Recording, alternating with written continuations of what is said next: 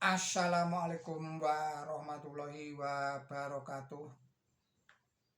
Kita lanjutkan kajian kita dalam topik hak asasi manusia dalam perspektif sejarah.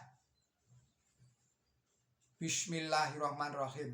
Ini disampaikan oleh Budi Basuki. Konferensi internasional tentang hak-hak asasi manusia atau HAM yang berlangsung di Wina, Austria pada tanggal 14 sampai dengan 25 Juni yang dimaksud untuk meninjau kemajuan pelaksanaan 30 pasal deklarasi yang diterima secara bulat dalam sidang umum PBB tahun 1948 itu diwarnai debat seru antara dua kubu yang berbeda persepsi, yakni antara negara-negara Eropa Barat plus Amerika Serikat dan negara-negara berkembang yang terutama dimotori oleh gerakan non-blok adalah Amerika Serikat yang menyerukan kepada negara-negara maju untuk mengaitkan bantuan luar negeri dan kebijaksanaan investasinya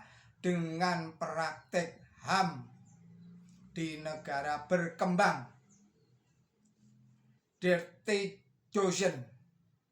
Pihak Barat di dalam konferensi ini juga berkeinginan membentuk sebuah high komisioner yang tugasnya menentukan negara-negara mana yang melanggar hak asasi manusia untuk mendapat sanksi. Meski keinginan Amerika Serikat itu ditolak, tidak kurang dari 12 negara berkembang terancam boikot ekonomi dari negara barat. Mereka itu adalah Korea Utara, Kuba, Myanmar, Iran, Irak, Libya, Suriah, Pakistan, Vietnam, Sudan. Negara ini oleh barat digelari sebagai Dirty Dozen, solusi negara busuk. Persepsi HAM ala barat yang memisahkan hak politik dari hak-hak sosial budaya dan pembangunan tidak bisa diterima oleh negara-negara berkembang, khususnya negara-negara yang tergabung di dalam GNP, gerakan non-blok. Perbedaan persepsi negara-negara barat dan negara-negara berkembang itu meliputi yang pertama,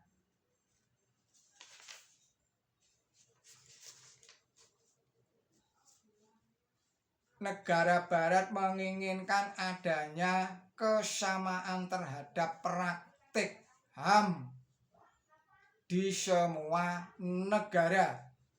Sedangkan bagi negara-negara berkembang, meski tidak mengingkari universalitas deklarasi 30 pasal itu, tetapi dalam aplikasinya harus disesuaikan dengan faktor-faktor antara lain nasional, faktor sejarah, faktor agama, faktor budaya, faktor pendidikan, faktor adat istiadat, dan tingkat kemajuan ekonomi. Yang kedua, berangkat dari filsafat Anglo-Saxon, negara barat lebih berorientasi pada pola hidup freedom for fear, dan freedom for want. Bebas dari rasa takut dan bebas dari kebutuhan. Sementara negara-negara berkembang istimewa yang mayoritas penduduknya Muslim lebih berorientasi kepada bebas kesusahan dan bebas ketakutan. Tidak barang siapa berserah diri sepenuhnya kepada Allah dan berbuat baik kepada orang lain, ia akan memperoleh ganjaran dari Tuhannya. Dan ketakutan tidak akan menimpa mereka dan mereka tidak akan susah. Firman Allah di dalam Quran Suci, surat Al-Baqarah ayatnya 112. Pelanggaran hak asasi manusia di Eropa dan di Amerika Serikat. Dalam laporan dari tahun ke tahun, Komisi Hak Asasi Manusia di London, ternyata semua negara telah melanggar hak asasi manusia. Tidak terkecuali Eropa Barat dan Amerika Serikat. Meletusnya kerusuhan rasial di Los Angeles pada bulan April 1992 adalah sebuah contoh adanya diskriminasi ras, sosial, dan ekonomi.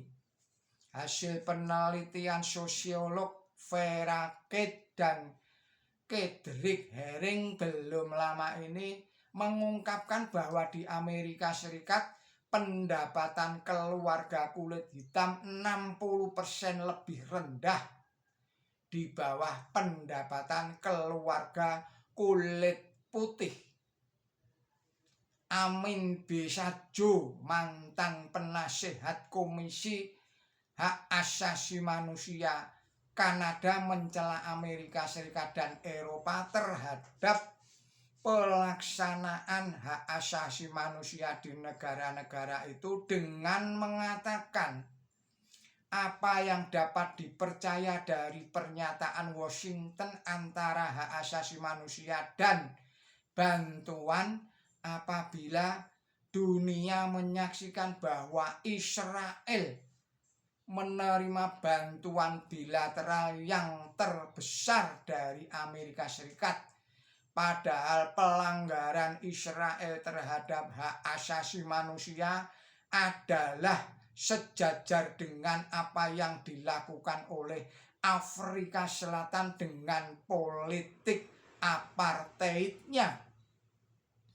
Untuk apa Eropa berkhotbah tentang hak-hak minoritas apabila Eropa berdiam diri terhadap kejahatan pembasmian etnik di Bosnia dan berdiam diri juga terhadap kejahatan penyebaran kebencian rasial di Berlin dan London sampai Marseille.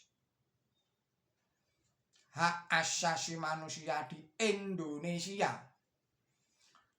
Indonesia meskipun tidak termasuk ke dalam dirty dozen, namun tidak luput dari tuduhan melanggar hak asasi manusia. Tetapi tuduhan itu dibantah oleh Presiden Soeharto ketika bertemu dengan Presiden Bill Clinton, Presiden Amerika Serikat, di Tokyo belum lama ini.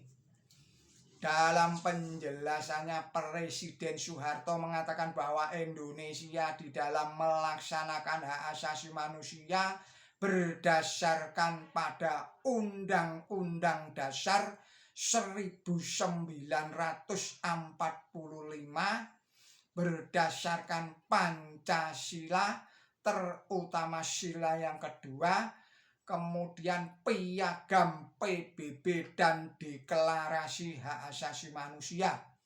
Lebih lanjut, Presiden menegaskan bahwa Indonesia di dalam pengalaman hak asasi manusia sudah banyak makan garam. Karena selama lebih dari 350 tahun dijajah oleh bangsa lain, yang berarti dirampas hak asasinya.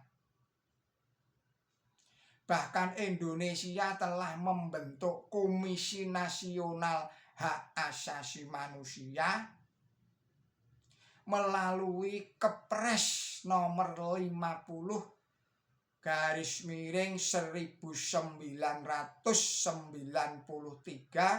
tanggal 7 Juni 1993 yang diketuai oleh Ali Said SH, mantan Ketua Mahkamah Agung Republik Indonesia.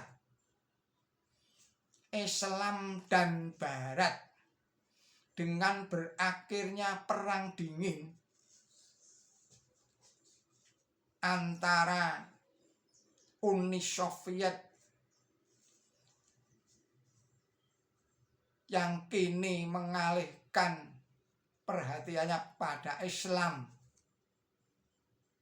Sekian dulu kajian dari Budi Basuki mengenai hak-hak asasi manusia dalam perspektif sejarah. Kita lanjutkan pada video berikutnya. Billahi taufik wal hidayah. Wassalamualaikum warahmatullahi wabarakatuh.